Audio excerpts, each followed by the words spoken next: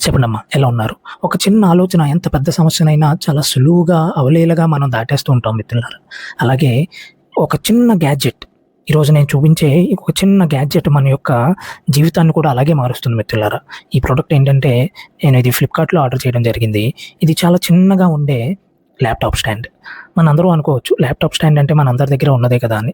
కానీ దాన్ని తీసుకెళ్ళాలంటే దానికో సెపరేట్ బ్యాగ్ కొనాల్సిన పరిస్థితి. కానీ ఇది మీరు చూస్తే చాలా చిన్నది.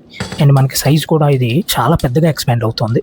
అండ్ మనకి దీని మీద మనం ల్యాప్‌టాప్, ట్యాబ్, బుక్స్ ఏదైనా మనం దీంట్లో పెట్టొచ్చు. దీంట్లో ఇంకో అడ్వాంటేజ్ ఏంటంటే ఓపెన్‌గా ఉండడం వల్ల ల్యాప్‌టాప్స్ గానీ, ట్యాబ్స్ గానీ వేడెక్కవు. ఎక్కువ సేపు వాడినా మనకి వేడెక్కవు. అండ్ మనకి ఇది డిఫరెంట్ సైజెస్ మనం అడ్జస్ట్ చేసుకోవచ్చు చాలా సులువుగా.